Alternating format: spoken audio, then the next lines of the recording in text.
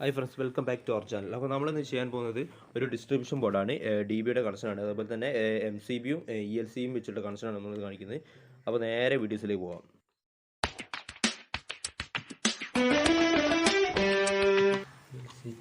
അപ്പോൾ ഇവിടെ കാണിക്കുന്നത് സിംഗിൾ ഫേസ് ഡി ബിയുടെ കണക്ഷനാണ്. അപ്പോൾ നമ്മുടെ ഈ ELCBയുടെ കണക്ഷനിൽ വലത്തുഭാഗത്ത് താഴെ വരുന്നത് നമ്മുടെ മെയിൻ സ്വിച്ചിൽ നിന്ന് വരുന്ന ന്യൂട്രലാണ്. അതുപോലെ തന്നെ ഇതിൻ്റെ ഇടത്ത് ഭാഗത്ത് വരുന്നത് മെയിൻ സ്വിച്ചിൽ നിന്ന് വരുന്ന ഫേസാണ്. അതുപോലെ തന്നെ ഇതിൻ്റെ വലത്ത് ഭാഗത്ത് മുകൾ ഭാഗത്ത് വരുന്നത് ഇതിൻ്റെ ന്യൂട്രാണ്. ആ ന്യൂട്രൽ നമ്മൾ നേരെ ഈ ഒരു മുകൾ ഭാഗത്തായിട്ട് ന്യൂട്രൽ ലിങ്ക് കാണാം. ആ ന്യൂട്രൽ ലിങ്കിലേക്ക് കണക്ട് ചെയ്യുകയാണ് ചെയ്യുന്നത്.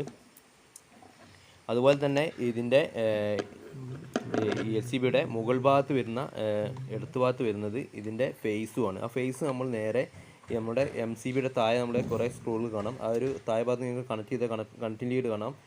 റെഡ് വയർ ആയതുകൊണ്ടാണ് നിങ്ങൾക്ക് ശരിക്കും കാണുന്നത്. അപ്പോൾ നേരെ ഈ ഒരു MCBയുടെ അതായത് MCB റേറ്റിംഗ് പറഞ്ഞാൽ നമ്മൾ നേരെ ഫസ്റ്റ് ഇടത്ത് ഭാഗത്തും താഴോട്ട് 6 ഉണ്ട്. 10 റേറ്റിംഗുള്ള MCB ആണ് യൂസ് ചെയ്തിരിക്കുന്നത്. അതുപോലെ തന്നെ 10 റേറ്റ് കഴിഞ്ഞ് ബാക്കിയുള്ളത് നമ്മൾ ഫുള്ള് 6 റേറ്റിംഗ് ആണ്. 6 റേറ്റിംഗ് നമ്മൾ ഇൻവെർട്ടർ അതായത് ലൈറ്റ് ലോഡിന് വേണ്ടിയിട്ടാണ് യൂസ് ചെയ്തിരിക്കുന്നത്. അപ്പോൾ ഇവിടെ ഇൻവെർട്ടർ കൊടുത്തിട്ടില്ല.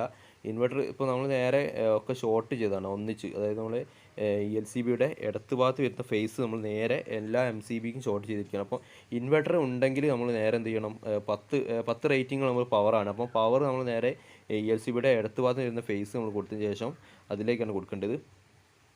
പിന്നെ നമ്മൾ നേരെ ഈ സ്വിച്ച് ബോർഡൊക്കെ നമ്മൾ നേരെ സെപ്പറേഷൻ ചെയ്യുകയാണ്. അപ്പോൾ ഓരോ റൂമിനും ഓരോ MCB ആണ് കൊടുത്തിരിക്കുന്നത്. അപ്പോൾ നമ്മൾ ഏതെങ്കിലും റൂമിൽ സെപ്പറേറ്റ് കണക്ഷൻ എന്തെങ്കിലും പ്രശ്നം വരികയാണെങ്കിൽ ഈ ഒരു MCB ഓഫാകുന്ന വിധത്തിലാണ്. അപ്പോൾ അതിൽ നിന്ന് വരുന്ന ലൈനുകൾ ഒരു ഫേസും ഒരു ന്യൂട്രും ഒരു എർത്തും ഉണ്ട്. അപ്പോൾ ന്യൂട്രൽ നമ്മൾ നേരെ ബസ് ബാറിലേക്കാണ് കൊടുക്കേണ്ടത്.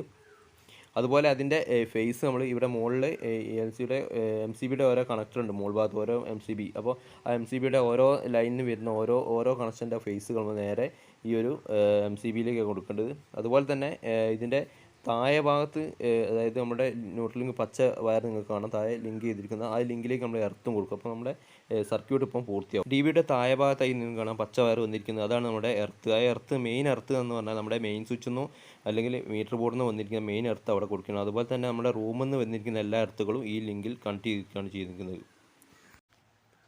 ഇപ്പോൾ ഇവിടെ നേരത്തെ പറഞ്ഞ പോലെ നമ്മൾ ഇൻവെർട്ടർ കണക്ട് ചെയ്യുകയാണെങ്കിൽ 10 റേറ്റിംഗിൽ നമ്മൾ നേരെ ELCBയുടെ ഇടത്ത് ഭാഗത്തുള്ള മോൾ ഭാഗത്തുള്ള ഔട്ട്പുട്ട് നമ്മൾ നേരെ കൊടുക്കുക. അതുപോലെ തന്നെ ബാക്കി വരുന്ന നമ്മൾ കണക്ട് ചെയ്ത കണക്റ്റിംഗ് ലീഡ് നമ്മൾ നേരെ ഇൻവെർട്ടറിൽ നിന്ന് വരുന്ന ലൈൻ ഉണ്ട്, അതായത് ഇൻവെർട്ടർ കറണ്ട് പോകുന്ന സമയത്ത് വരുന്ന ലൈനിൽ നമ്മൾ നേരെ ഈ ബാക്കിയുള്ള MCB അതായത് 6 റേറ്റിംഗ് വരുന്ന MCBക്ക് മാത്രം ഷോർട്ട് ചെയ്യാം. നമ്മൾ ELCBയിൽ നിന്ന് കണക്ട് ചെയ്യാൻ പാടില്ല.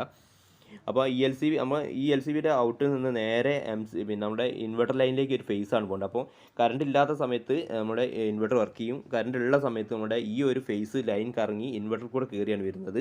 ഞാൻ വീഡിയോ ഇവിടെ വൈൻഡപ്പ് ചെയ്യണം. നിങ്ങൾ ഇഷ്ടപ്പെട്ടാൽ ലൈക്ക് ചെയ്യുക, കമൻറ്റ് ചെയ്യുക. അപ്പോൾ നല്ലൊരു വീഡിയോ കാണാം. Okay, by.